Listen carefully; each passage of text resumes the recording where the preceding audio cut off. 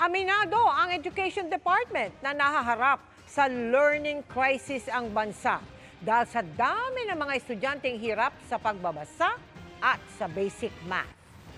Tutok na pagturo sa kanila ang isang solusyon pero may iba pa raw dapat tugunan tulad ng gutom. Nakatutok si Maki Pulido. Ha? Da? Na? Ang? Ba?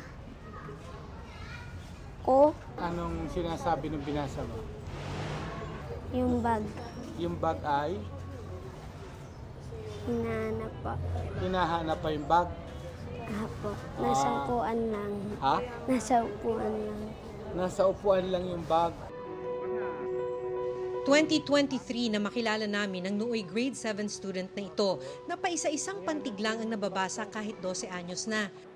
Pandemic lockdowns ang nasisi dahil matagal na di nagklase ang marami at nang magbalik klase hindi naman face-to-face. Pero sabi ng United Nations Children's Fund o UNICEF, bago pa ang mga lockdown ay may learning crisis na sa bansa. Sa pag-aaral nga nito noong 2019, lumabas na 9 sa 10 Pilipinong nasa grade 5 hindi kayang magbasa na angkop sa kanilang grade level. 83% o mahigit 8 naman sa 10 ang hirap sa basic mathematics. Pinakamalala sa Bangsamoro Autonomous Region in Muslim Mindanao o BARM. At lumala pa yan noong pandemya. Hindi na yan itinatanggi ng Department of Education. Ay 100% nag-worsen kasi may mga bata na hindi pa marunong magbasa, nasa bahay lang sila, hindi nila kasama yung teacher. So, paano sila matututo magbasa? Kaya nga anya nagsagawa ng Comprehensive Rapid Literacy Assessment noong school year 2024 to 2025 para ma-assess ng mga guro ang mga estudyante mula grade 1 to 3. Lumabas dito na halos 60,000 nasa grade 3 ang hirap magbasa ng English. Pero matapos silang isailalim sa Summer Literacy Remediation Program ng DepEd, bumaba ang bilang sa 1,616 na lang. Dito sa Esteban Abada Elementary School sa Quezon City, 38 estudyante ang nakitaan ng kahinaan sa pagbasa. Tinutukan sila ng mga guro sa after-school tutorial kaya't napababa ang bilang sa 2 na lang. Ang talagang nakatulong doon, yung 1 hour na si teacher talaga nakatutok lang doon sa mga may pangangailangan.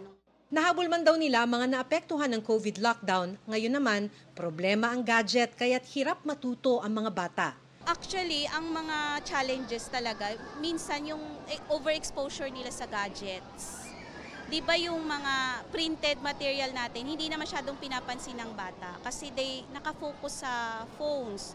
Problema na rin yan ni Nenita sa anak na mas gustong maglaro o manood sa cellphone kaysa mag-aral. Hindi na po siya nag-focus sa pagsulat. Problema talaga ang cellphone. Tinututok talaga, nandun po talaga ako sa tabi niya, ma'am, kasi para hindi siya tatakbo, magsi-cellphone. Pero higit pa dyan ay ang problema sa gutom. Sa tansya ng World Food Program, 1.7 milyon na kabataan ang malnourished, kaya hirap matuto at mag-aral. Para tugunan ito, sabi ng DOH, popondohan nila ang feeding program sa elementarya. At school age, kinder pa lang, umpisahan na yung feeding at ginawa namin yung pera doon, ibinuho sa lahat ng young kids. Para at least they have 1 meal a day na good in the school. Para sa GMA Integrated News, Maki Pulido, nakatutok, 24 oras.